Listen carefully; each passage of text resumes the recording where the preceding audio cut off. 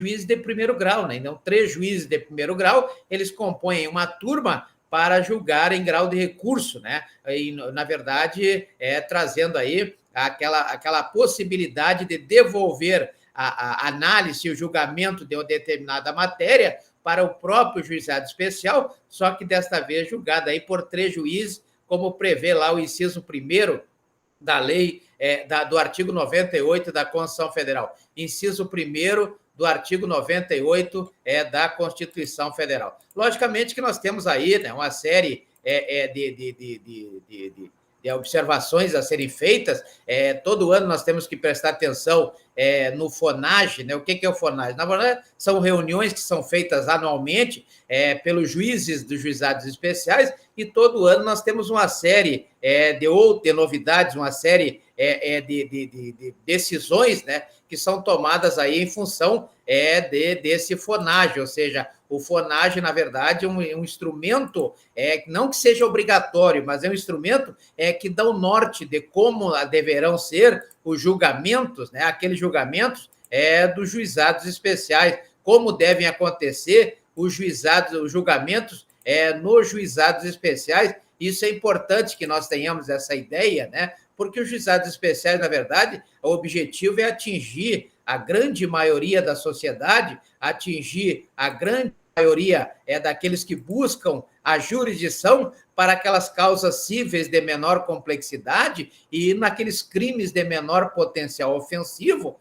como se vê lá no artigo 98, inciso 1º da própria Constituição Federal, da própria Constituição Federal. Então, veja que nós temos aí uma série de leis, né? Começamos lá pela Lei 9.099, de 95, a famosa Lei dos Juizados Especiais. Essa lei, ela traz exatamente a competência, né? A competência dos juizados especiais, na medida em que ela dispõe sobre os juizados especiais cíveis e criminais, e também dá outras providências aí. Então, veja que na Lei 9.099 de 95, nós teremos aí a análise das duas competências, tanto a competência no âmbito civil, quanto na competência na área criminal, né? Na área criminal. Então, é importante que nós tenhamos que os juizados especiais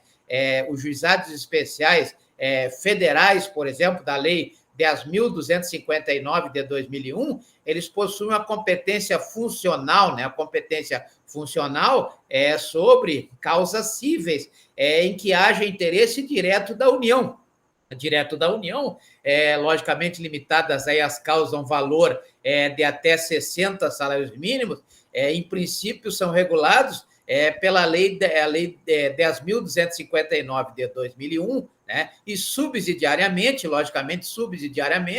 pela própria Lei 9.099 de 95, que é aquela lei que está mais próxima aí da sociedade, uma vez que ela traz aí as causas de menor complexidade que envolve aí a própria sociedade, né? Assim como temos juizados especiais da Fazenda Pública, também limitadas as causas até o valor máximo de 60 salários mínimos, previsto na Lei 12.153 de 2009, né? Lei 12.153 de 2009. Então, essas são as leis que trazem aí os juizados especiais, né? Os famosos juizados especiais, e também, logicamente, temos que observar sempre as decisões do FONAGE, né? As decisões do FONAGE são extremamente importantes exatamente para que possamos entender, né? Por exemplo, a resolução número 10, né? Resolução número 10, no caso da contestação, na resolução 78,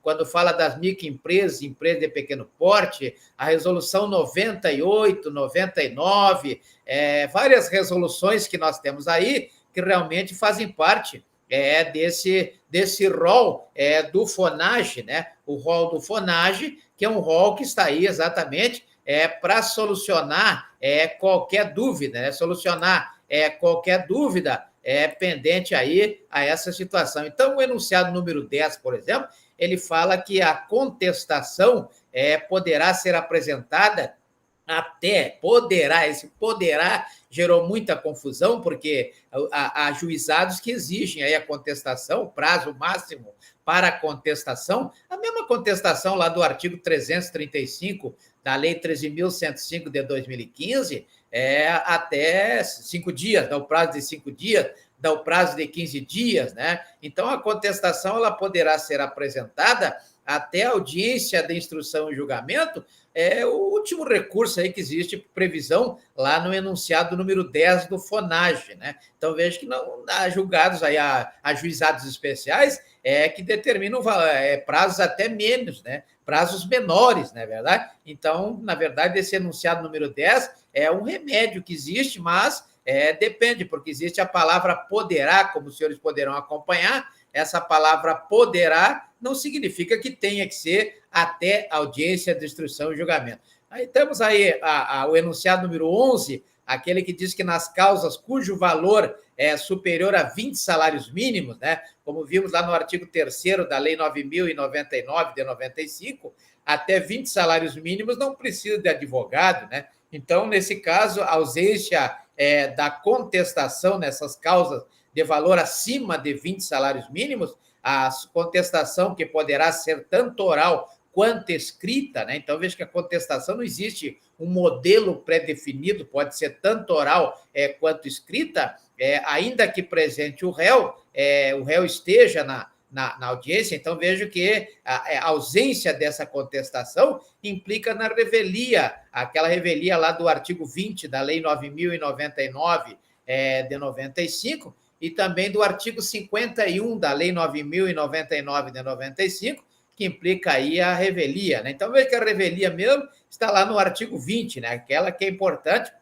quando traz aí a falta de contestação. Então, tem que ter a contestação quando o valor for superior a 20 salários mínimos, né?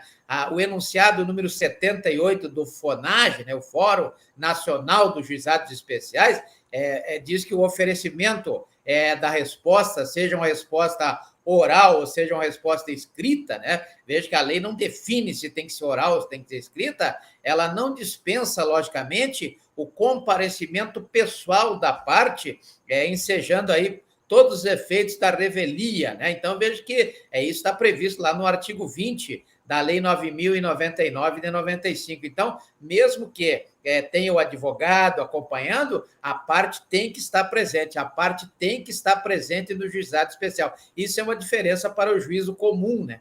A parte tem que estar presente, isso por consequência do enunciado número 78 do FONAGE. Não existe uma previsão na própria Lei 9.099 de 95, nem na Lei 10.259 de 2001, nem na Lei 12.153 de 2009, mas existe o entendimento do Fórum Nacional de Juizados Especiais, o FONAGE, lá no enunciado 78, que a não presença do interessado, aí poderá ser decretada a revelia nos termos do artigo 20 da Lei 9.099 de 95. Temos o enunciado 98, né, que substituiu aí aquele famoso enunciado número 17, que veda a acumulação simultânea, né, a acumulação simultânea das condições de preposto, né? Preposto não é o advogado. O advogado não pode exigir aí, me dá uma procuração de preposto que eu vou fazer as duas, vou jogar nas duas, como advogado e como preposto. Negativo, são pessoas diferentes dentro do preposto, da organização da audiência, né? Então, o preposto é aquele que representa a empresa, né? O preposto é aquele que representa a pessoa jurídica, logicamente, no caso do que prevê a Lei Complementar número 123 de 2006, que é o Estatuto da Microempresa e Empresa de Pequeno Porte. Então, vejo que não pode haver essa acumulação, faz uma parte, que é a parte do preposto, e a outra parte é o advogado.